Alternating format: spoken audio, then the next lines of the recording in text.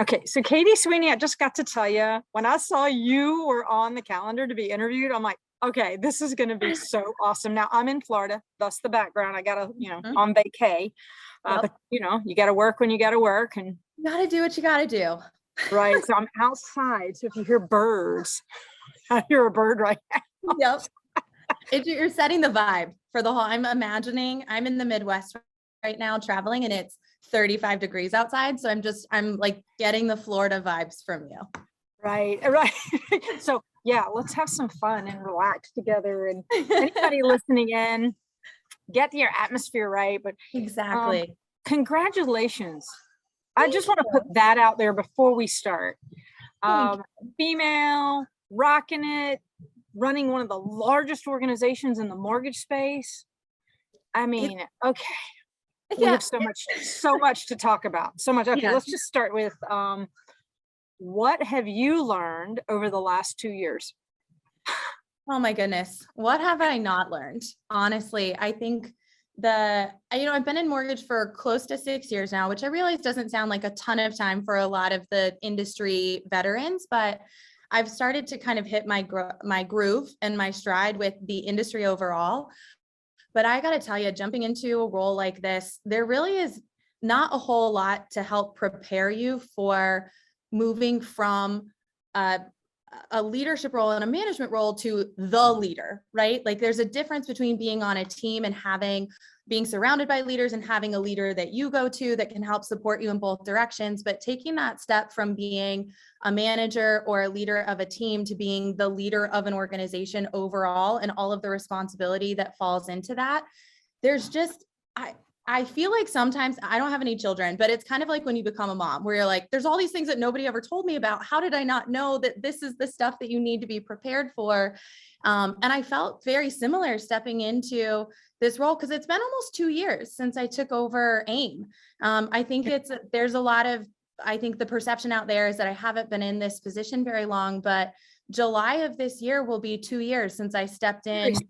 Yeah, I had the interim role for about 6 months and then formally took it over a year ago. So I'm coming up on that 2-year mark of trying to find my place. And I think a lot of it, the biggest thing that I've learned is making sure that you take a step back and understand not what is the organization or what has it been, but what is your vision for what it's going to look like moving forward. And then starting to put a plan and a structure in place and understanding that it's a process. It doesn't happen overnight.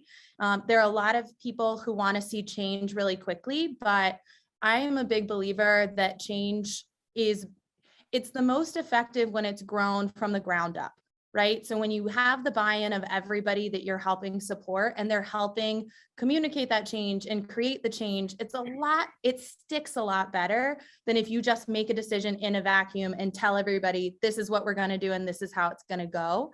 Mm-hmm. And so taking the time and the space to sit back and say, okay, here's what we've done. Here's what was great. Here's what didn't work out as well. Here are things that I truly believe in, but also here's what everybody else around me believes in, because it's not just my perspective that matters. I'm here to represent a very diverse group of individuals and a very diverse team. And so that, I think, was the biggest lesson. Take a minute, stop and get an idea of where you truly think something should head and where the people who you support, or whether it's your borrowers or your team members or the members of your organization, whatever it is, where do they want things to go? And how do you create an environment that helps cultivate that vision and move it forward? And know that it's going to take some time. But if you continually make changes and you show people a track record and a trajectory of change, and they see that things are moving down the right path, you will start to get that buy-in in a more organic way. And I think those are the people who are the strongest advocates for you moving forward. Well, 2 years in now, you just mentioned, the big question is, what's the vision? What's the vision? Where are you taking AIME? Yeah, so we use the moniker brokers are better. And I know that can be a little bit divisive in the industry. And I understand that.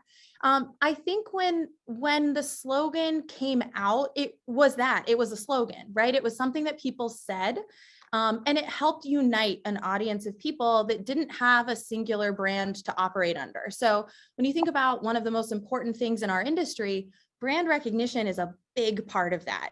And when you have 60,000 members that all have their own brand, that can be really hard to create an identity that people are able to associate with and that they remember and that they know to look for. And so I think the intention behind Brokers Are Better, it was really good. It was that unifying thing of, hey, we can all fall under the same umbrella. Here's a brand that everyone can use, that everybody can relate to as far as our membership goes. Because you got to remember, our members are the ones that kind of got left to the side a decade ago, and they've been fighting their way to get back into the industry and back into the good graces of consumers for quite some time. I think now I don't even want to say my vision, our vision is to say, it's not a slogan, it's a philosophy. We want to prove it. Why do we say this? Why are we telling consumers this?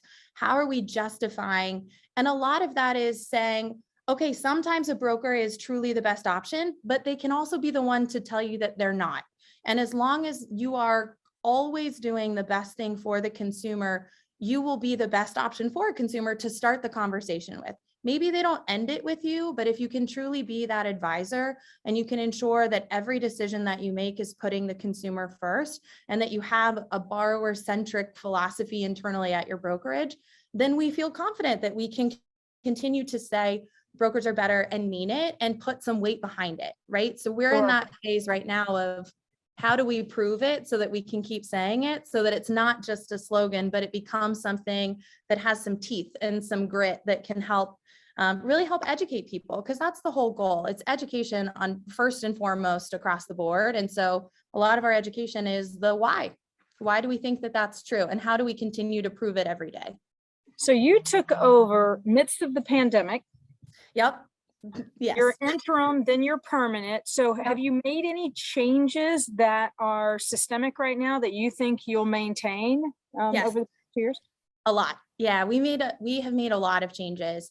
The first thing was just putting a structure in place that was sustainable. So I think a lot of people that are familiar with the early days of AIME are familiar with a really a very intentional champion who was out there really pushing the message forward. But my fear has always been, okay, what happens if you don't have that one person anymore? How do you ensure that the organization lives beyond a single person or a single era of leader and can be something that continues forward for not 5 years or 10 years, but 15 or 20 or 25 or 30, right? Where we don't have an organization that has continually stayed focused and dedicated on this channel that survived, right? There's been a lot of ups and downs and changes in who we serve and who we don't serve and all of those things. And so we really have focused a lot on putting a structure in place of both full-time leaders that sit on the business side of the team, but also member leadership that are still active broker owners or loan officers that are out there running their businesses every day, and creating a balance between the two so that we have perspectives that come across the board. The association does have a business, right? We have to pay our team. We have to make sure that we can throw events and that we're doing right by our partners and making sure that everybody feels like it's a good relationship. But we also obviously have the member side, and without our members, none of the other stuff matters. And we haven't ever had member leadership that had structure. We've had leaders within our community, but not specific roles. And so we really took a step back and said, our mission is to protect, support, and grow. So we're going to set up a president and a vice president on the member side for each of those verticals. So we call them verticals. So our protect vertical, Brendan McKay is our president, Jamie Kavanaugh is our vice president. Our support vertical, Mark Summers is our president, Mike Cox is our vice president, and then our grow vertical, Tom Allis is our president, and Janine Kempfer is our vice president. Within each of those verticals, we said, okay, to protect our community, what are the initiatives that are going to provide the most protection to our channel? Advocacy and outreach. Those are the two things we're focused on.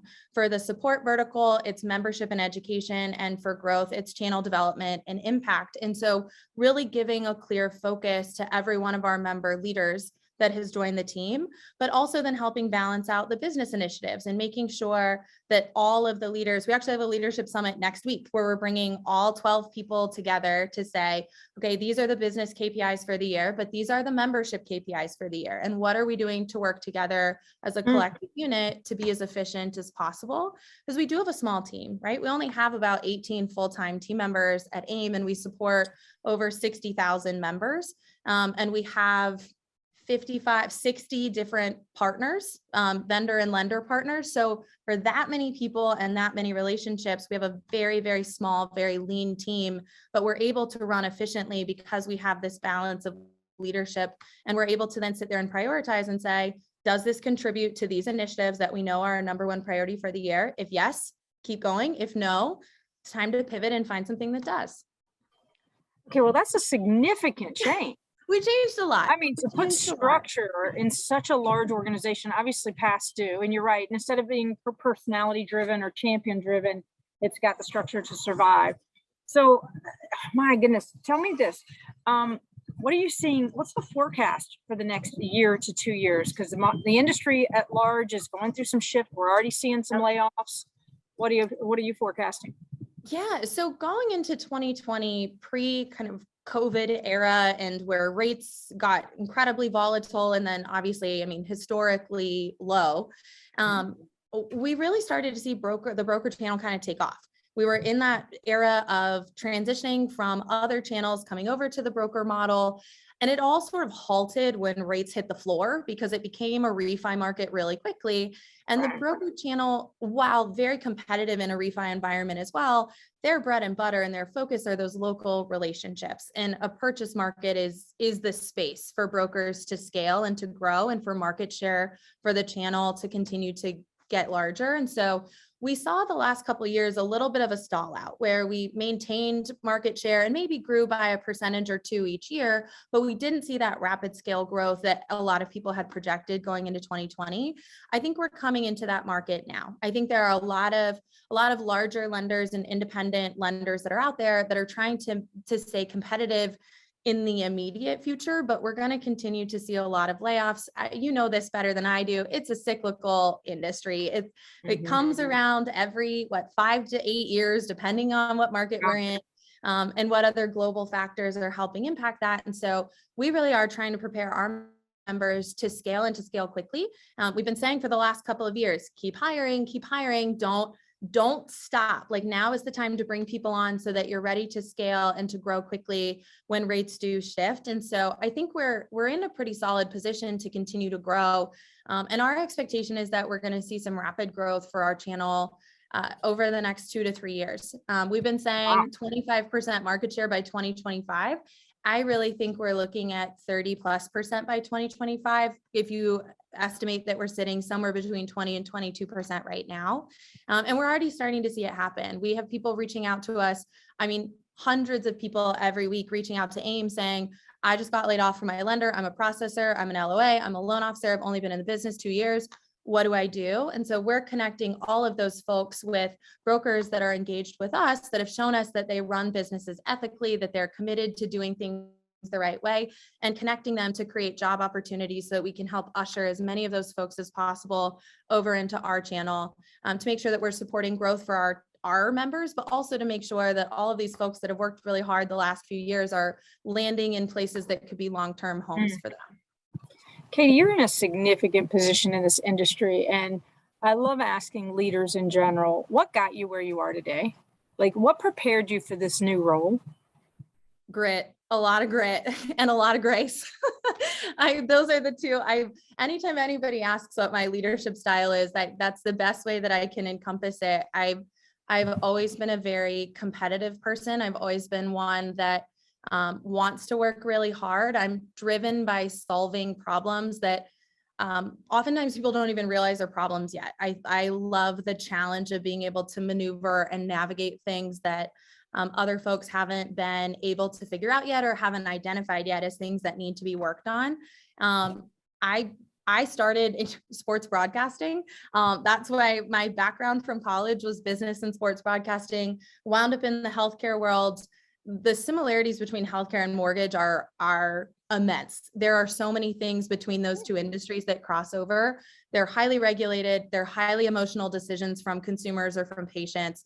It requires a lot of education to be able to advise somebody on the decision that they're making. There's a lot of regulatory oversight. So you add all those things together, moving from healthcare to mortgage. Yes, I had to learn a new industry, but I didn't have to learn a new thought process for how people operate within the space. And I think that really helped catapult looking at what is the mortgage industry not doing that we can pull from other consumer-centric spaces, but also understanding that the decisions that are being made are really heavy and really intense. And that requires a certain level of support and structure, whether you're the advisor, you're the underwriter, you're the executive at the lender, or you're the broker. The consumer needs bubble wrap when they're making these decisions, because it's a lot. For most people, you only make the decision about a home 3 or 4 times in your life, if you're lucky. And for a lot of people, it's even less than that. And so I think just having that knowledge, and also just knowing, like, if you want to move forward, you got to grind. You have to grind, and taking those opportunities as they became available. I tell this story all the time because I think it shifted how I approached the industry so quickly. I got hired at a lender. So I worked on the consumer direct marketing side when I first started for Pacific Union Financial, that eventually sold to Mr. Cooper. So when I was there, I got hired to run marketing and analytics. So I'm a very math first kind of gal. And the woman who hired me to kind of learn the mortgage industry from her decided she was going to move to another opportunity not 6 weeks after I started. And our chief marketing officer at the time was also not a mortgage person. He had come from a lot of like consumer product development. So we both were like, well, shoot, what do? We don't really know the space that well. We're still learning and navigating. So he started interviewing other people to come in and take that senior leadership role on the marketing team that I would then work for. And I sat in on those interviews, and I was sitting there thinking to myself, like, I can do this. Like, there's nothing that they're saying are things that I can't figure out. Like, this all seems very pragmatic. It seems very rational. Consumer direct in particular is so formulaic. It's a lot, like, it's not the same as building local relationships. A lot of it truly is a numbers game and lead buying management and lead aggregators. And there's so much math there that doesn't really have anything to do with mortgage. As soon as you learn the formula and you learn the lead aggregators, it's just managing volume and playing with those numbers up and down. So I went to him after us year, I don't know, 5 or 6 interviews with different people. And I said, I'm going to make you a deal. You give me 3 months to do this job.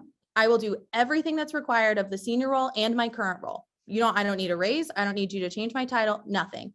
Give me 3 months. And at the end of those 3 months, if I haven't earned the senior role, you can hire whoever you want, and I will work for them until you can find somebody else to replace me. If you find somebody who's great, I'll work for them, no complaints.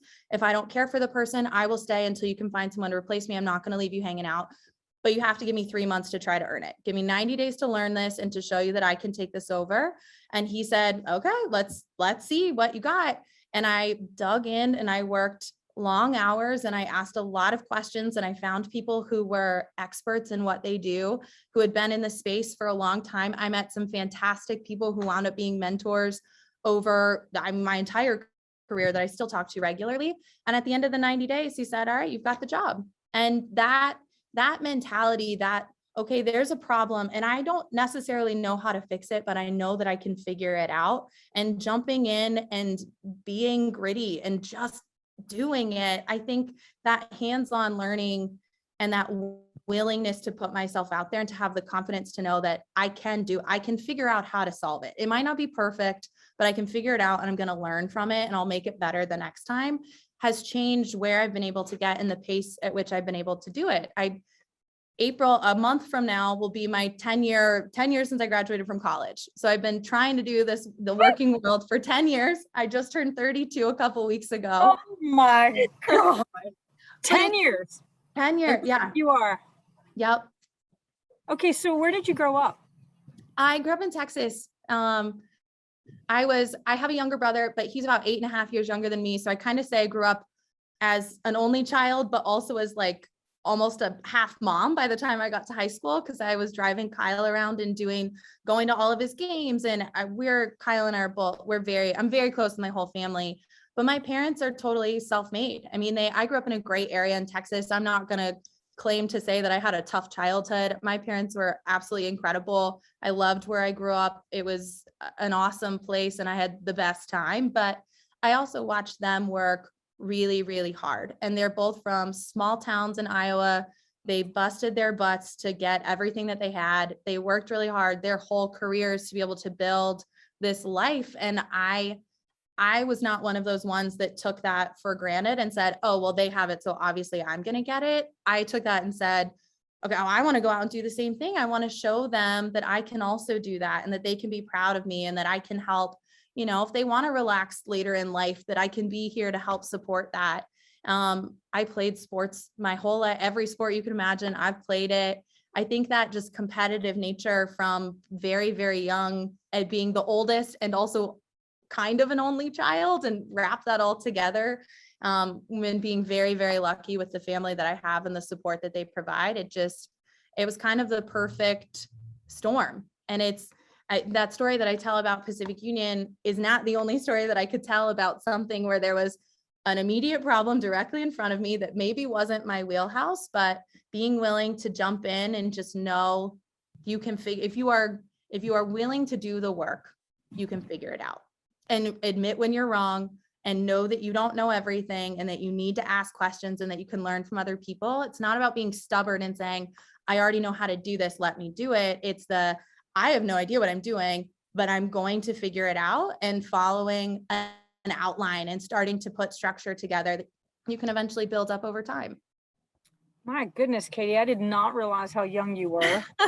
And 10 years out of college, you're running one of the largest organizations in the mortgage space. Obviously, your parents have modeled an incredible work ethic for you that you've brought into this workspace.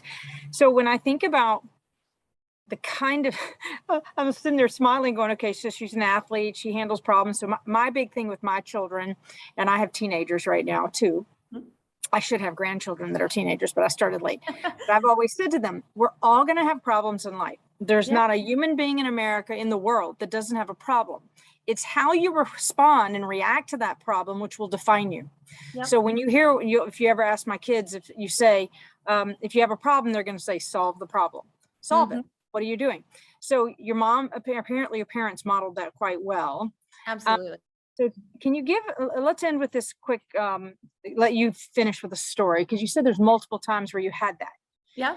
You share a time where you had an enormous challenge that you did not think you could overcome, but you were able to. Yeah. I mean, I think we could use AIME as the example there. Quite frankly, I had only been with AIME formally for about 7 months when I took it over in that interim role. Meeting you. Yes, I remember meeting you when you first joined, and I'm like, she's outside of the mortgage space. How? Right. Yeah. So I was working at Arrive before, which was a little more my wheelhouse, right? I worked in product development I eventually moved from consumer direct to product development at Pacific Union, which I also had no idea what I was doing, but they were like, we need a business person to learn how to build technology. And I said, sign me up, let's do it. What can I learn? And so Arrive was a very comfortable place for me. Once we decided to, once the decision was made that we were going to sell Arrive to an investor, which was absolutely the right thing to do for that system to help catapult it moving forward, I moved over to the AIME side. So I had, let's call it 9 months of between the transition from Arrive and then formally being at AIME, when I had to step in and take it over.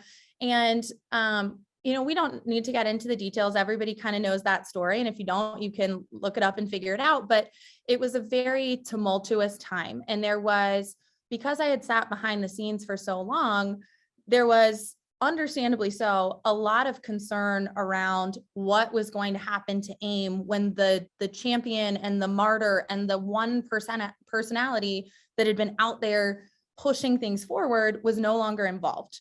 Right? What else exists? Is there even a team? Who's going to do things now?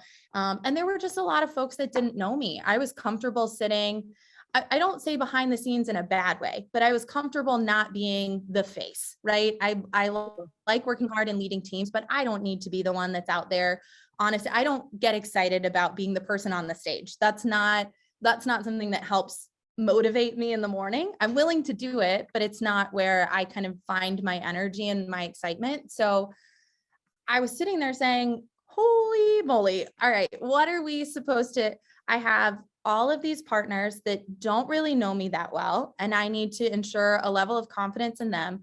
I have all of these members who I've never really engaged with directly, some right through Arrive especially, but in large part, not really, who don't But you really didn't know. need to, right? That Right, wasn't your exactly. job. It Was, wasn't you were my supposed to role. be, right? Exactly. It was not my role. And so I had a bunch of vendors and lenders who had been around for a long time who said, who are you and what are you going to do? A bunch of members that sat there and said, I don't know you. You've never been a loan officer. You've never been a broker.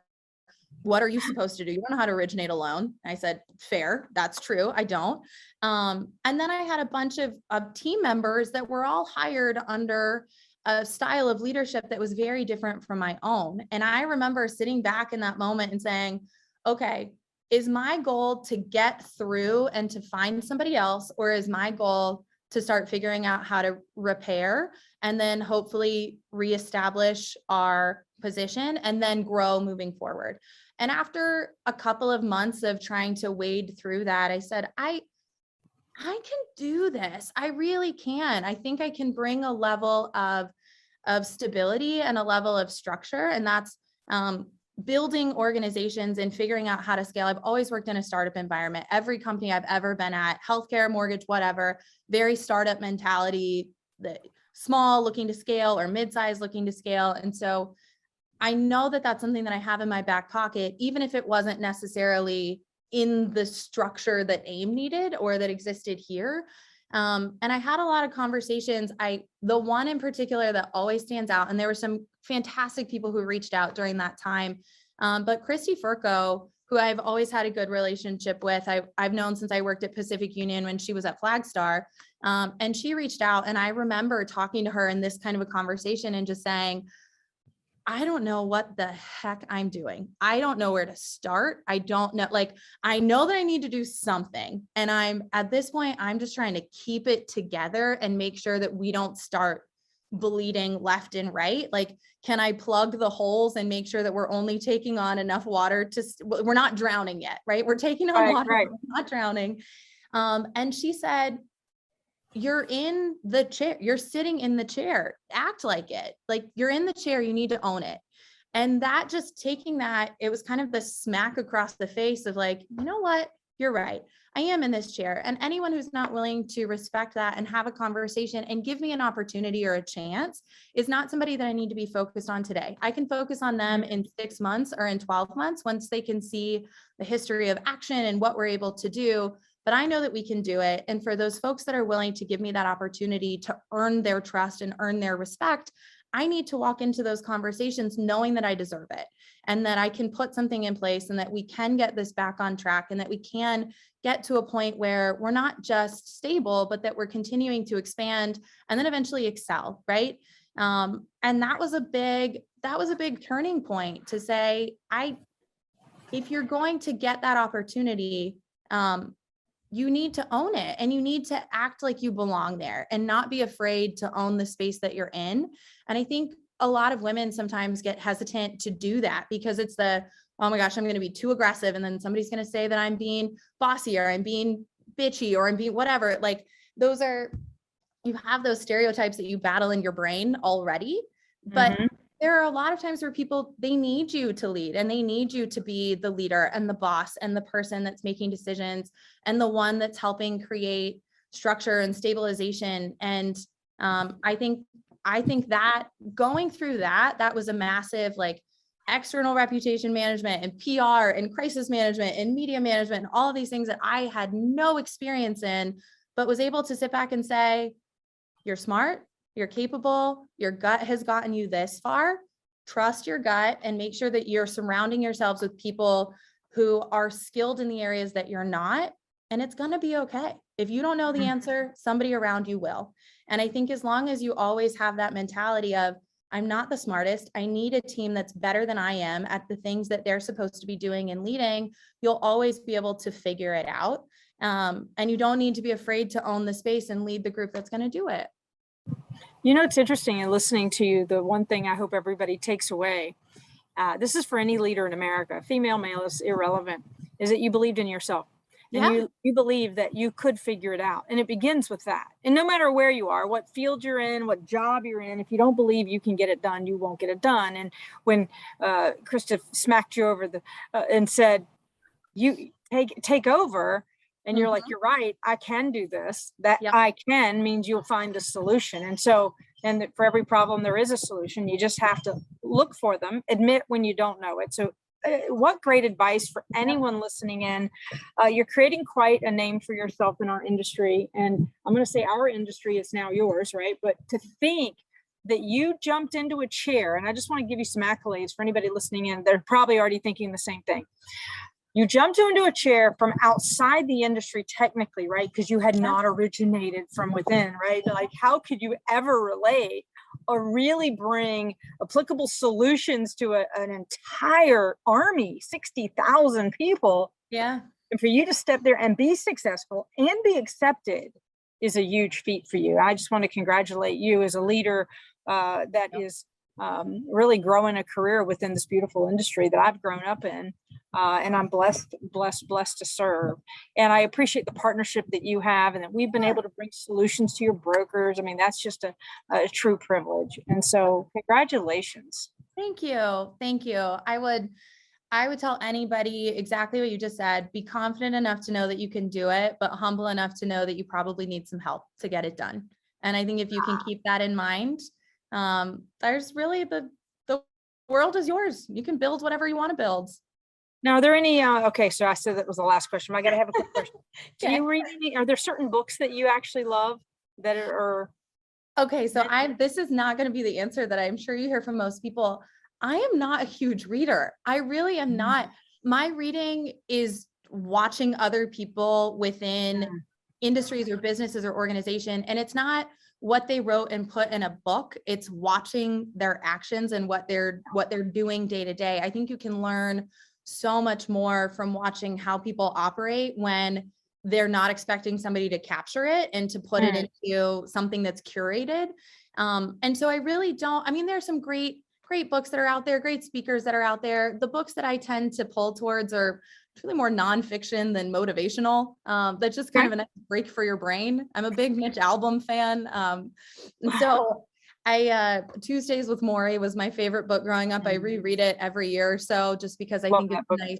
Yeah, it's a good reminder of centering yourself and truly understanding what's important. But I like podcasts. I'm a big podcast person. You can listen to it, consume it in a short period of time. I've gotten really into Ray Dalio lately. I think the principles are really fascinating. I think figuring out how to take what other people do, don't copy it, learn from it, and then apply it to yourself is kind of the most important part. But I like to watch people. I watch what you guys do at XINNIX all the time and how you scale and how you grow. Been figuring out what to do with AIME. It was studying other organizations that have already done what I'm trying to do and understanding who their audience is and what of those concepts applied to us, and then how we can take that and make it our own so that people really buy into it and don't feel like you're trying to force something on them that's not truly for them. Well, I certainly wouldn't be where I am if it wasn't for observing and learning from other people. And every person that's been in my life has been part of getting me where I am, the good and the bad. Yep. I know what I don't want to be, and I know what I do want to be as a leader. And I'm Exactly. prayerful that I'm following that every single day. And but God bless you, Katie. What a privilege it is been to have a few minutes with you. Well, thank you so much. Thank you. This was so fun.